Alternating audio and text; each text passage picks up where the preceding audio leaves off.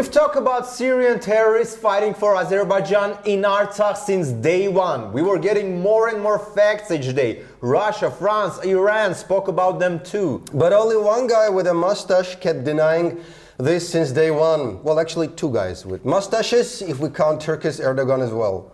Azerbaijan has no need for military presence of another country. Don't have mercenaries. This is our official statement. And since the outbreak, already more than 2 weeks passed, not a single country presented us a single evidence of that. And moreover, we don't need that. Oh, but you do! Otherwise, how do you explain this captured Syrian terrorist testimony? There were 3 lines of attack. We were on one of those lines, 200 mercenaries. They were people who would watch over us and send us to the front line. Say if we had to capture a village, they'd make sure we were on the front line and they'd stay behind. So terrorists were forced to go first, while Azerbaijan would stay in the cushy rear. Of course, had there been any Azerbaijani at all, because there are multiple reports of Turkish special forces, Pakistani special forces. Are there any Azerbaijani at all? Well, anyway, I hope there is a Geneva Convention of some sort banning cruel treatment of terrorist mercenaries. They'd better be. Anyway, you'd ask, what motive does a Syrian mercenary have for fighting for Azerbaijan? We find out about this in great detail in the interview of the next captured Syrian terrorist. They were promised $2,000 a month and a bonus. $100 for the head of every kafir.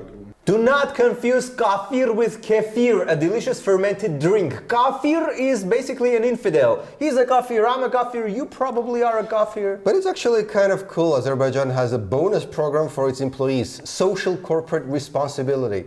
Unless, of course, they get killed in the first line, and then you don't have to pay them anything. And judging by the necklace that they put the serial number 2894 on the Syrian, there are plenty of such employees transported from Turkey to Azerbaijan. The employees, the existence of which Aliyev denies. By the way, one of those non-existent employees just died, a commander in fact.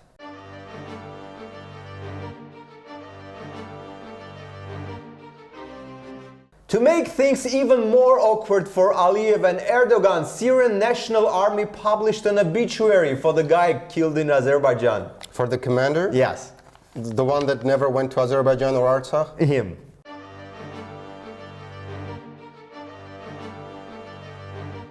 I envy the next journalist who gets to ask Aliyev and Erdogan about this. Or the military tribunal in Hague. To sum up, yes, the terrorists have been in Artsakh all along. Azerbaijan and Turkey put them there. And now we learn about terrorists in Vienna, France, and most of Europe. So the time for expressing concerns and condemning is long past.